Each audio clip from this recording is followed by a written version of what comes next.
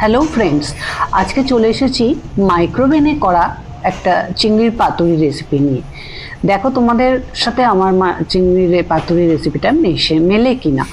প্রথমে 500 থেকে 600 গ্রাম মতন চিংড়ি মাছ, নুন হলুদ আর 1 চিলতে লেবু রস দিয়ে ভালো করে মাখিয়ে 15 থেকে 20 মিনিটের জন্য ম্যারিনেট করে রাখতে হবে, আমি রেখেছিলাম। তারপরে একটা মাঝারি সাইজের পেঁয়াজ কুচো করে সেটাকে চপ করে নিয়েছি, তেলে দিয়ে ভালো করে ভেজে নেব, বেরেস্তা টাইপের করে নেব বলে। এবং এটা হচ্ছে অপশনাল, এটা হয়তো সবাই দেয় না, আমি দিই, আমার বেশ ভালো লাগে দিতে, খারাপ হয় না খেতে। মশলায় ছিল কাজু বাদাম, নুন, চিনি, একটু লঙ্কার গুঁড়ো, কাঁচা লঙ্কা 10টা মতন, নারকেলের গুঁড়ো, চালমগজ, কিশমিশ, আর সাদা সর্ষে, লাল সর্ষে, পোস্ত, 2 চামচ দই, 3-4টে চেরা কাঁচা লঙ্কা যেটা লাস্টে দেব, আর হচ্ছে 4 চামচ মতন সর্ষের তেল। সর্ষের তেল না দিলে এই রান্নাটা কাঁচা সর্ষের তেলে বেশি টেস্ট আসে, সেটা তো তোমরা সবাই জানো। এবারে মিক্সিতে সমস্ত যা কিছু তোমাদেরকে দেখালাম মশলা একসাথে ঘুটে নিলাম, ঝামেলা শেষ। এইবারে যে পেঁয়াজ ভাজাটা করে রেখেছি ওটাকেও এবারে দিয়ে দেবো এর মধ্যে, ভালো করে বাটিটা কাচিয়ে দিয়ে ওটাকেও একটা ওই মিক্সিতেই ভালো করে পেস্ট করে নিলাম সব কটাকে একসাথে। তারপরে যে চিংড়িটা ম্যারিনেট করা ছিল, মোটামুটি আমার 15 থেকে 20 মিনিট এইসব প্রিপারেশন গুলো করতে লেগেছে। তো এটাকে ভালো করে মাখিয়ে নিলাম সমস্ত বাটাগুলো দিয়ে, বাটা মশলাগুলো দিয়ে।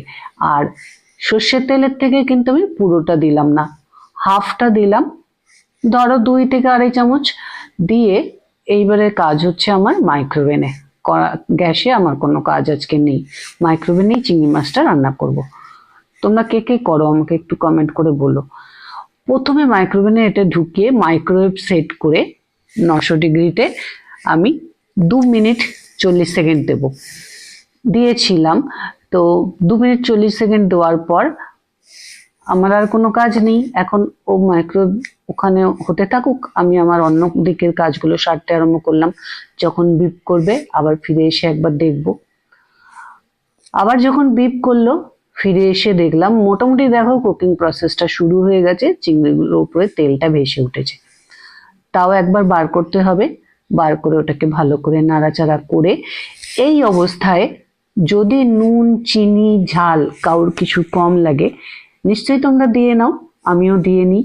সেরকমই আমার একটু নুনটা কম লেগেছিল, মিষ্টিটাও কম লেগেছিল, দুটোই সামান্য করে দিয়ে আরেকবার বসালাম।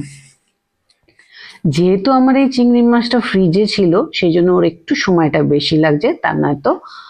এবারে দেব আমি 3 মিনিট 10 সেকেন্ড, তার মানে 2 minute 10 second plus 3 minute 10 second, 3 2 5 আর মিনিট 50 সেকেন্ড।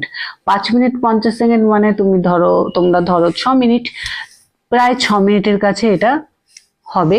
এবারে 6 মিনিট কমপ্লিট হতে আমি একবার বার করে নিলাম, বার করে এটাকে একটু ভালো করে আবার নাড়িয়ে দেব এবং চেক করে নেব যে একে আর মাইক্রোওভেনে দিতে হবে কিনা। আমার আরেকবার দিতে হয়েছিল, কারণ যেহেতু ফ্রিজে রাখা মাছ ছিল, টাটকা মাছ হলে এতটা সময় লাগতো না, 7 মিনিট থেকে 8 মিনিটে কমপ্লিট হয়ে যেত, কিন্তু আমি ওই জন্য আবার 4 মিনিট দিলাম।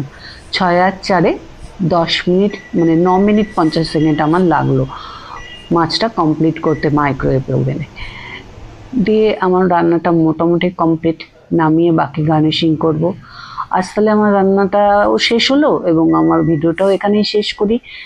যদি ভালো লেগে থাকে একটু পাশে থেকো, লাইক, কমেন্ট, শেয়ার এগুলো একটু করে দিও। আর ফেসবুক থেকে দেখলে একটু ফলো আর সাবস্ক্রাইব, ইউটিউব থেকে দেখলে। আজ তাহলে চললাম, অন্যদিন অন্য কোনো রান্না দেখা হবে। আর সবাই ভালো থেকো, সুস্থ থেকো, সাবধানে থেকো।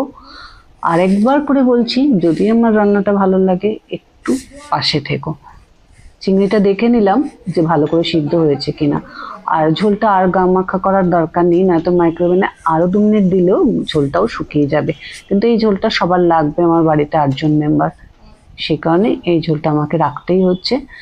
তো টাটা, বাই বাই, সবাই ভালো থেকো, সুস্থ থেকো, সাবধানে থেকো, খুব আনন্দ থেকো। কাঁচা লঙ্কাগুলো উপর থেকে ছিটিয়ে ছড়িয়ে দিলাম, দেখতেও সুন্দর হয়ে গেল আর খাওয়ার সময় একটু ডলে নিয়ে খাওয়াও যাবে।